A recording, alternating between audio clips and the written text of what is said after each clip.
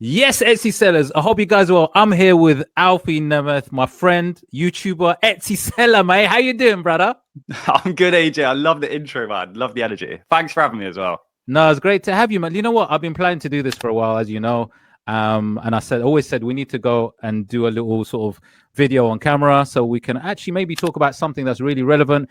And you know what? I got something really relevant, something that I know that these Etsy sellers I want to talk about. And it's the madness that happened last year, like the amount of suspensions that happened, the thousands of suspensions. Like I did, I think 4 or 5 videos, breaking news ones about sellers being shut down for various reasons, whether it be, you know, for trademark infringements, whether it be for just Etsy bots going rampant. There was crazy stuff that happened last year, Alf. So I want to really touch on this, and also just for you to share your sort of views on it, and you know, maybe even give, you know, the sellers some tips on how to avoid it, I think. Yeah, sure. I mean, anyone that watches any sort of Etsy videos on YouTube as well, or any Etsy sellers, like, they'll know Etsy had a major problem in 2024 when it came to suspensions. Like, I mean, you probably got it yourself as well, right? Being an Etsy YouTuber, like we're front and center for people that's looking to get started on Etsy, people starting their shops. Man, the amount of emails I was getting, the amount of comments on my videos, it seemed like so many people was just getting suspended, and like sometimes like perfectly legit, like handmade shops as well. Like perfectly legit shops, you know? So, I mean, yeah, I actually did a whole video on this on my channel, but so my sister, she ran a crochet shop. So like, you know, you can't really get more handmade than someone that literally sits there with a pair of needles, like actually stitching and That's creating true, yeah, by hand, right? And I mean, like, she had like the videos on her shop and everything, full like social media built out of her like actually making the products. And bro, her shop got suspended. Whoa. Her shop got suspended, and then obviously, like, I've been selling Etsy for a few years myself, right? So I was like, all right, let's look into this. Let's see what's happened here. So obviously, like, of course, we like argued this back with Etsy then, right? We sent a return to the case. So yeah, man. So obviously, then we appealed the case together, and within, and I'm talking probably within like under 2 minutes, they came straight back to her and said that they've carried out a full review of the shop, and the shop's going to remain suspended. And bro, that was the first time when I was just sat there on the chair right next to my sister, and I was like, there's no way they've reviewed her shop in 2 minutes. Exactly. There's absolutely no way. And if they did review a shop in 2 minutes, they would have known and seen the videos and all the pictures that she's got on there, that everything was handmade.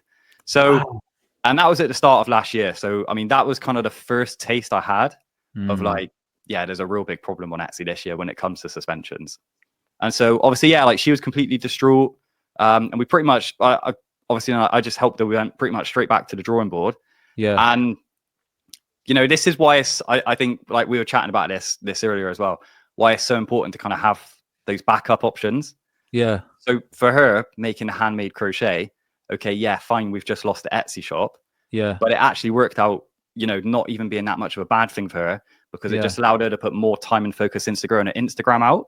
Okay. And then what she actually ended up doing, which I know your audience are going to like, digital product wise, she actually ended up making her own crochet patterns as digital products. Wow. Okay. And obviously growing out, like, making reels on Instagram of her actually like making the products. Yes. And then link digital product. This is the pattern for it. This is how it's done. Go buy it if you like. Yeah. And bro, and now it's actually, she actually says it's easier for her doing it that way. And there's a lot less pressure, because all she's got to do is make a reel, you know, and then the reel brings the customers in, and yeah, the product's just there. So. Well, that's amazing. Do you know what? I'm sad. I was sad for her, like, obviously, of what happened. But do you know what it is? I get a lot of these comments as well, and I'm actually sad for these Etsy sellers that put their life into it. And some of them, you know, like, they've been there for years, and then they get shut down, and it's kind of heartbreaking, because, like, they obviously want help to open it back up again.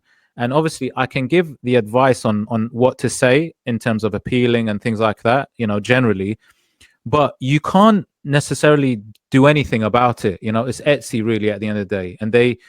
And like you said, I don't think half the time, or most of the time, they actually do check it. They don't check. I don't think they do, because they can't do. Because when you got a seller that's been selling for years and they obviously do all the right things, they're shut down. It makes no sense. So I don't think humans are checking these, you know, like, these things for sure. But I tell you what, I love what your sister did though, like how to pivot and then maneuver and to do something else. And I think what you said was perfect for the sellers out there, because they should not just stick to Etsy. I mean, however much I love Etsy, I don't think they should just stick to Etsy. I mean, this is the thing, right? So you got to weigh it up. Obviously, Etsy's a marketplace. Yeah. So obviously, Etsy's a marketplace. So the major advantage of that is Yeah. you can literally create a store, load up products straight away. They're bringing the customers to you. Yeah. You know, everyone that goes on the Etsy, they're going on Etsy to buy something, right? Yes. It's a marketplace. Same as like Amazon or an eBay. You go on here to buy a product. Whereas I'd say the only obviously the downside with that is that there's just so much competition, and Etsy themselves then are always kind of in control of your business. Essentially, you don't really, you have your business, but you don't really own your business. You know, that's right. Yeah. It's Etsy that have the final say. If they want to cut your business off, that's it. Whereas at least I think if you've got kind of, you've got multiple sources of income online, say, or different platforms that you can host your business on and sell your product to customers on different platforms, I think there's no negative in that. And yeah, this is why social media is such a powerful tool now, I think. Yeah, I think, to be fair, like no shade on Etsy at all. Etsy is amazing. Okay, Etsy, I mean, certainly changed my life. Certainly know it's changed your life. A lot of the clients I've worked with as well, I've seen it completely change their life. So yeah, Etsy is absolutely incredible. I think if there's a beginner out there looking to get started and to make some money online for the first time, I don't think there's a better platform than Etsy. Yeah, I totally agree. And I keep saying it. I say it all the time. I start off by saying Etsy is amazing. It's a great place. But make sure that you're building your backup. That's all it is. Yeah, 100%. But yeah, certainly if there's anybody watching out there that hasn't made the step in online business yet, and they're maybe like on the fence of where to start, Etsy, to me, top of the tree, Etsy, every day of the week. Now, I also get this thing, like, I mean, we're going to sort of stick to the sort of suspension just for a little bit. I mean, the thing is, at any point, and you said it, you don't, I mean, it's your business, but you don't really own your shop in a sense. The overarching owner is Etsy, and they can do what they want with you. And you don't know why you might get suspended if you do. So that's the bit that I've always kind of I always felt like it, you know, that's the reason why I went to a plan B, because I always felt like I'm not in control of this thing. Like I don't know what's going to happen tomorrow, although hopefully, you know, like it never happens, but you just never know. So I think for these guys, for everybody watching, you know, build your store, do the best you can, make the money, but don't forget you can do other things. Like you said, social media, Instagram is really powerful. TikTok is amazing now, Alf. TikTok is phenomenal. Like incredible reach. TikTok shop, oh my god. I mean, the stuff I'm seeing right now, you know, I'm getting into TikTok shop, but obviously I'm still learning it. And I think there's a huge potential out there, right? Oh, 100%. I say this all the time, AJ. I say it in my own YouTube videos as well. Like, and to anyone watching, like, we are so lucky to be alive now, 2025. And I always still go back to thinking of like the people that made money, right, outside of a 9-to-5 job, say 50 years ago, like they're the real entrepreneurs, because you know, they didn't have access to like what we've got access to now. Like your videos, for example. I mean, like you're pumping out multiple videos a week showing people how to create digital products on Etsy, like top level stuff. It's just so easy now for someone to go online, go on YouTube.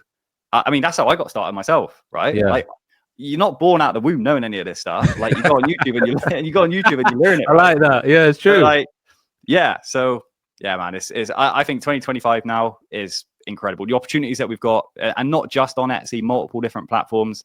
Yeah, I think it's incredible. Yeah, no, I think the potential is huge out there. I just think it's about like learning, because you know what, sometimes everything is hard at the beginning. You know, you're learning Etsy is tricky, and you know, Etsy ads is another game. You know, every little dimension is slightly different. You know, and I know you got some great videos, man, when you talk about this stuff. So guys, do check out Alfie's videos, man, because he's got some great stuff. And that's the thing, you know, it's about learning. You have to keep learning, and you have to keep moving. I don't think you can stay still in this game. I spoke to Hannah Gardner the other day, and we were talking about how you can't really stay still, and you got to keep moving. So I think the ones that are willing to learn and the ones that are willing to sort of change are the ones that are going to make money. I think I spoke to someone who did coloring books, right? And I said, yeah, sell coloring books on Etsy, but you got KDP. That's amazing too. you know, on Amazon. That's brilliant. Then you got your Shopify store. Then you got TikTok. You got so many avenues now, Alf. Like, so you're right. I think it's a great time to be alive. Great time to be doing this stuff. So yeah, suspension is not the end game, is what I want to also like, you know, like emphasize. You know, it's definitely not the end game. No, it's not the end game. So if anybody is suspended, it's not over. And okay, let's talk about the things to avoid the suspension, though. This is what we, you know, for those sellers out there, because you know what, a lot say to me, AJ, I don't want to get suspended. What shall I do? So what advice would you give, Alf? I'd say first and foremost, one of the most common things that I get emails for, right, is when people are actually in the setup shop process. Okay. So the first hurdle to jump over, like, I did it I say this in any of my setup videos as well, like, just be truthful about the information you're putting in, right? If you live in France, don't say that you live in the USA. Brother, why do people do that? I heard that all the time. Yeah. They're like, you don't have to do that. You know, you don't. I'm like, oh man, yeah. I get so many emails about it, and I'm like, just number one, just be truthful with how you set your shop up. That's the first thing. Make sure that all the details are correct. Make sure that your address is correct. Your bank details are correct. That's right. I think that should go without saying. That should be number one. Okay. Another one I hear a lot is that over time, people get a lot of IP infringement claims against them. Right. And I think I see a lot of this more now in the print on demand business model. Yeah. So a lot of people get IP infringement cases raised against them for, like, say, duplicate designs, for example. Yeah. And some people just don't do anything to combat that. So they won't fight back against a case that's been raised against them. They'll just leave it. Yeah. And what they don't realize is that if you get a certain number of cases raised against you, that also ends up leading in suspension. That's a good point, Alf. That's a great point. Yeah. So, I mean, so a lot of people just, they would, you know, it's very easy for someone to be like, oh, you know what, I just don't want the hassle of that. Like, I'll just leave that listing off. Right. But you should never do that.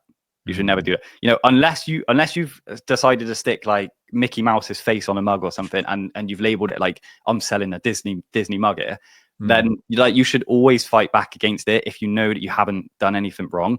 Like, don't ever just let IP infringements just kill your shop.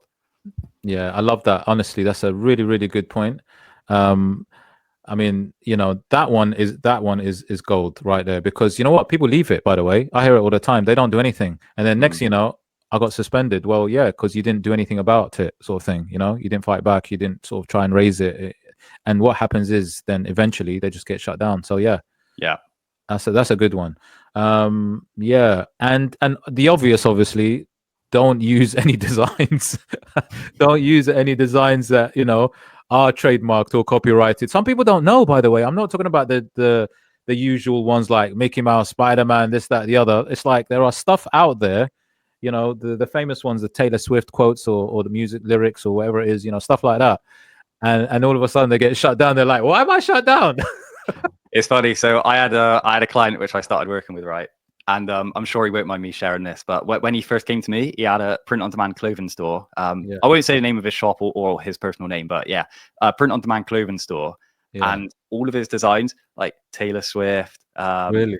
Yeah, you know, like Taylor Swift, Beyonce, Rihanna, like, you know, all of that, and like just saying their names as well.